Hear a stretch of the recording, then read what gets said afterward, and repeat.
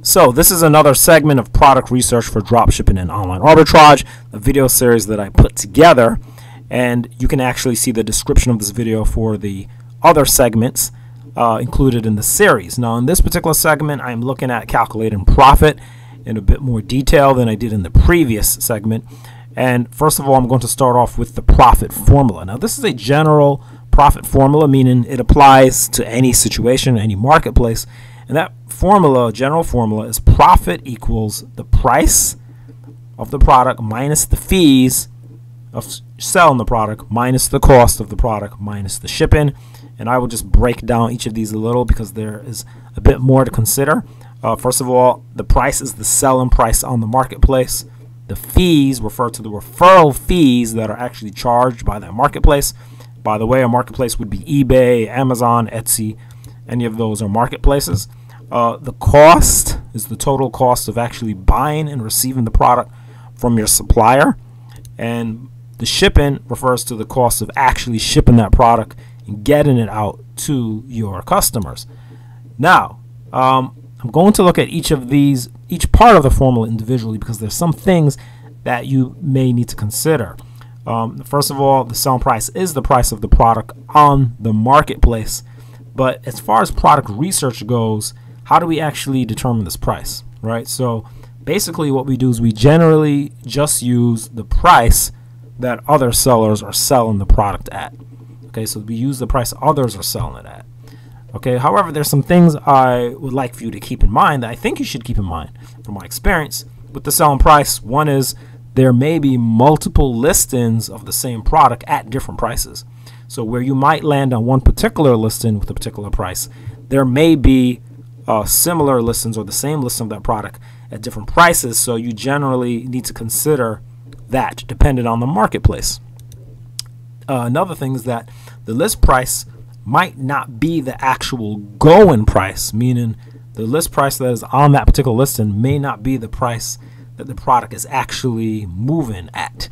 All right, and depending on the marketplace, there are ways to look into that in a bit more detail, but I won't get into that right now. But I'm just letting you know that's something that you have to keep in mind. I will get into that more. I get into that more in other videos that I've made about specific marketplaces. Okay, so what this basically means is that buyers might not be actually buying the product at the listed price that other sellers are selling at. So just keep that in mind when you're researching selling price. Now, your ability to determine the actual going price depends on the marketplace. All right, so on eBay, you can really see the actual prices in the sales history. All right, where on Amazon it's a bit different. Okay, you generally just look at the lowest price of the seller, or you can use software. There are different things you can do. So these are just, right now, I just want you to keep these things in mind. Okay, now that's the selling price. Let's talk about the marketplace fees. Marketplace fees are extremely straightforward because these are just the fees that are charged by the marketplace when you sell a product. And basically, most commonly, you're going to pay a referral fee, which is usually going to be a fixed percentage of the total sale. So basically, when you sell the product, they will take that fee out of the product, okay? So out of the sale. For example, you sell a product for $90 and you charge the buyer $10 shipping. The total sale, therefore, is $100. That is your total sale.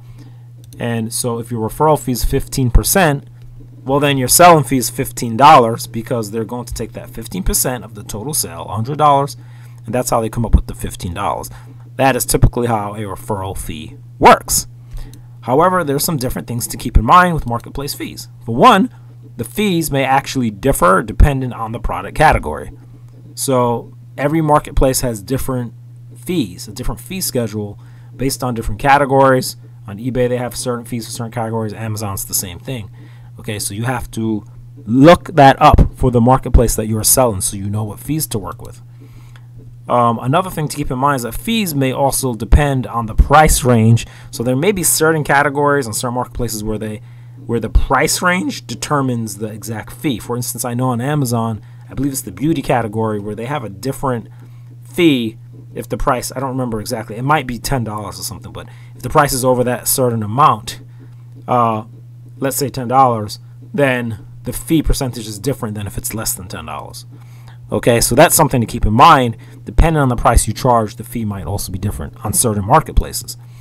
All right. Another thing to keep in mind is that the fees are charged on both the selling price and the shipping charge. As we saw here, it was not always like that, for instance, on eBay a long time ago, but now you definitely pay the referral fee on the total sale.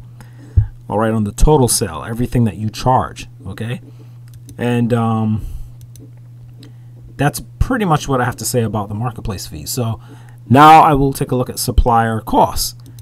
Okay, this is the total cost of buying and receiving a product from a supplier. So what you are going to pay that supplier in total when you buy a product. There are some things you need to keep in mind for this as well. For one, know how many units from the supplier match the units on the listing, meaning on the marketplace.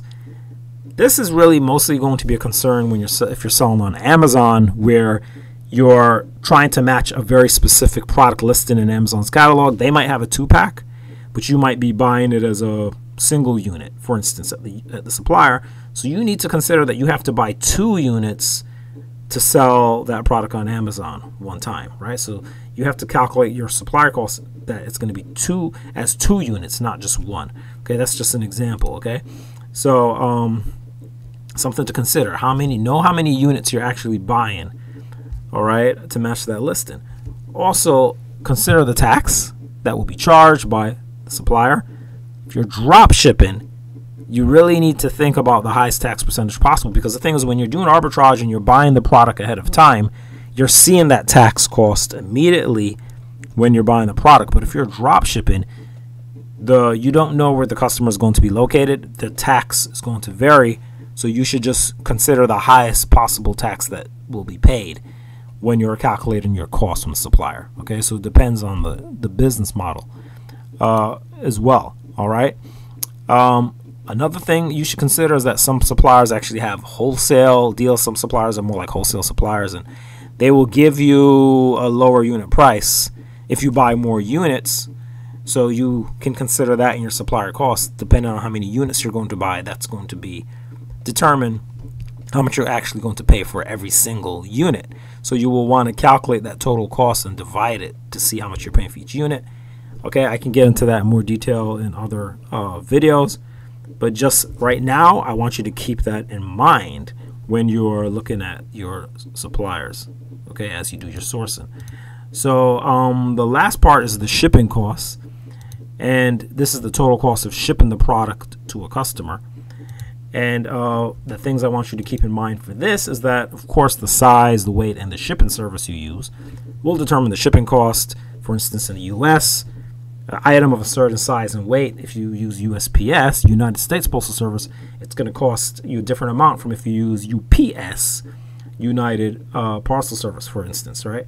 So these are things you should keep in mind, and you should really pre-calculate, because it's going to definitely be a big part of determining your profit. Also, you should consider the highest cost of shipping to a customer who's far from your location. So, for instance, if you are in the United States and you live on the East Coast, you may want to consider what it will cost to ship all the way to the West Coast. You don't want to assume the lowest shipping cost. You want to assume a high shipping cost to see what your profit will be with that much higher shipping cost. Okay, so you want to always consider that highest cost in your shipping costs. Remember, all of this has to do with calculating profit. All right, that is the reason why we're thinking about these things. The third thing, you may also account for shipping materials if you wish, such as boxes, tape, paper for labels, things like that. Generally, you're paying very little per the amount that you use. For instance, tape, right? Per piece of tape that you might tear off, you're not necessarily paying much per each piece, but you can do kind of just a general idea, okay, of what you're paying for shipping materials, maybe in a month or however you do it. It's just something that you might want to account for as far as what you are spending in shipping costs. Okay, so oh yes, another big one here is determine if it is better for you to use marketplace shipping labels or process your own. And I suppose this could differ per product. depending on the product and depending on what marketplace we're talking about and what they charge for the shipping label, it might make more sense for you to use their labels rather than doing your own process. It's generally easier, of course, to be able to just click a button inside the marketplace, select the label, and have them print it, rather than you having to then go put in that information somewhere on a carrier site or whatever. So you can consider that as well. What's more convenient for you? What's all these different things can be considered or should be considered. So these are just things to keep in mind when dealing with shipping and shipping costs. You need to consider all of this in your profit calculation per product. Okay, so that is basically what I wanted to cover as far as the profit, the different parts of the profit formula and the things you should consider in each of those parts. And that is really it for this video. Again, this is part of product research for dropshipping and online arbitrage, a series of videos. So this is just one segment.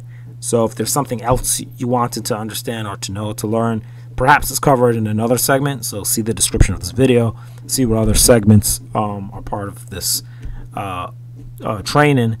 And if you want to contact me directly, you can do that, or you can leave comments. And if not, hopefully I'll just see you around in another video as part of this training on product research. Look forward to hearing from you. It's Mr. Mark. See you around.